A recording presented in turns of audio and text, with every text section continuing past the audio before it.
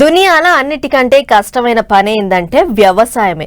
అయితే కష్టపడి పని చేస్తే ఎక్కడైనా లాభాలు వస్తాయి. కానీ ఇక్కడ మాత్రం ఎంత కష్టపడ్డా ఏ అన్నదాత కూడా కోటీశ్వరుడు కాడు. అదే మరి విచిత్రం. అంతెందుకు, రైతన్నల గోస్ ఎట్లున్నదో నెల దినాల సంధి అందరూ చూస్తూనే ఉన్నారు అన్నట్టు ధాన్యం కొనుగోళ్ల మీద తెలంగాణలో రాజకీయం గట్టినే రగులుతుంది. పార్టీలన్నీ పంచాది పెట్టుకుంటున్నాయి. చూడు లీడర్ల ముచ్చట్లు ఎట్లున్నాయో. ఎంతని చెప్పాలి, ఏమని చెప్పాలి, ఎడతెగకుంటున్నది రైతన్నల గోస. రాసుల కొద్ది వడ్లు, పుట్లకు పుట్లు జొన్నలు, కింటాల కొద్ది మక్కలు కళ్ళాలల్లో మూలుగుతుంటే అకాల వానలకు ఆగమైతుంటే కండ్ల నీళ్లు పెట్టుకుంటాన్రా అన్నదాతలు. ఇక గింజలు కొనుడు మీద సర్కారోళ్లకు ఏగస్ పార్టీ వాళ్ళకు నడుమ లడాయి లాగాతారు నడుస్తుంది. పువ్వు పార్టీ వాళ్ళు రైతు గోస బీజేపీ భరోసా అనే కార్యం ముంగటేసుకుండ్రు. వికారాబాద్ జిల్లాలో సుడిపెట్టిండ్రు. రైతన్నలకు ధైర్యం చెప్పిండ్రు. సర్కారోళ్ల మీద ఎత్తి పోసిండ్రు. ఇక గింజలు దవదవ కొంటలేరు, రైతులు లాస్ అయితాన్రని కారు పార్టీ వాళ్ళు తొలత సంది గట్టిగానే పోరాడుతాన్రు. గిట్లనే సిద్దిపేట జిల్లా ఎన్సాన్పల్లి కాడున్న ఐకేబీ సెంటర్ కు పోయిండు మాజీ మంత్రి హరీష్ రావు సారు. ఇక చూడరు ఏమన్నాడు. 1,40,00,000 మెట్రిక్ టన్నుల పంట వండుతుంది, అందులో సగం 70 లక్షలు కొంట, మిగతా 70 లక్షలు ఎగబెడతా అంటుండు ఉత్తమ్ కుమార్ రెడ్డి. అంటే మిగతా 70 లక్షలు దళారులకు అమ్ముకోవాలనా? ఏం చేయాలి? వడ్లు కొనే తెలివి కూడా లేదా ఈ ప్రభుత్వానికి? ఏమనంటే కేంద్ర ప్రభుత్వం మీద నెపం నెడతా ఉన్నాడు ఉత్తమ్ కుమార్ రెడ్డి. కేంద్రం 51 లక్షలే కొంటా అంటుంది, పోయి ధర్నా చేయి. అంతేకాదు, తాలు పెడితే తోలు తీస్తామన్నారు, ఇప్పుడేమో ఎవరు పట్టించుకుంటలేరు అన్నట్టు కూడా అరుచుకుండు. ఎవరైనా తాలు పెడితే తోలు తీస్తాను రేవంత్ రెడ్డి హైదరాబాద్ లో కూర్చొని డైలాగ్ కొడతాడు. నేనే ఉత్తమ్ కుమార్ రెడ్డి అంటుండు, తాలు పెడితే నేనైతే కఠినమైన చర్యలు తీసుకుంటా మిల్లుల మీద అంటుండు. ఒక బ్యాగు మీద 2 కిలోలు ఎక్కువ పెట్టమంటున్నారు. అంటే క్వింటాల్ కు 5 కిలోలు పోతుంది, ఎకరాకు 150 కిలోలు పోతుంది. రైతు ఎంత నష్టపోవాలి?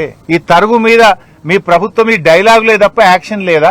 ఇంకో దిక్కు ఏగస్ పార్టీ వాళ్ళు వట్టిగా బొబ్బ చేస్తాను అన్నట్టు మాట్లాడుతుండ్రు మంత్రులు.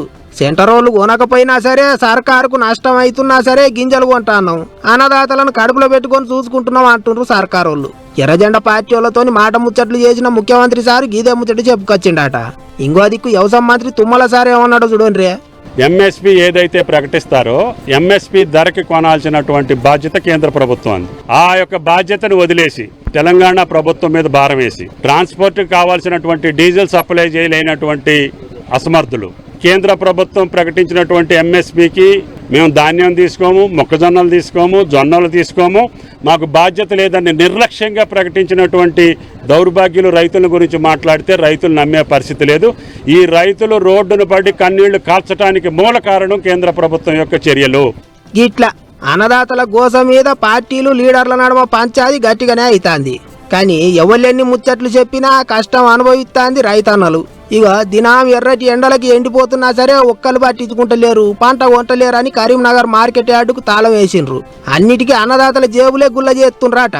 గత 25 రోజుల నుండి మక్కలు తీసుకొచ్చి నీటిని పోస్తే దాన్ని చూసిన అధికారి లేడు, కాంట పెట్టే దడవాయి లేడు, ఎత్తే హమాలీలు లేరు. మార్కెట్ వాళ్ళ దగ్గరికి పోతే మీరే సంచులు కొనుక్కొచ్చుకోవాలి, మా దగ్గర సంచులు లేవంటే మేము సంచులు కొనుక్కొచ్చుకొని మా కూలీలతోని మేము ఎత్తిపించుకున్నాం. ఇప్పుడు ఎత్తిపించుకొని కూడా దాదాపు 1 వారం రోజులు అవుతుంది. అవి కాంట పెట్టుడు లేదు, లోడ్ చేసుడు లేదు. వ్యవసాయం చేయాలన్నా బంద్ పెట్టాలన్నా అన్నట్టే గరం అవుతుండ్రు రైతులు. సూత్త రోహిని కాస్తే వచ్చే మరి ఇంకెన్నోదులు ఇట్లా గోసపుచ్చుకుంటారో ఏమో. అటు ఇంటికి పోలేక మార్కెట్లలో ఎండకు వానకు ఉండలేక చిన్నగా లేదు పోన్రా అరిగోస.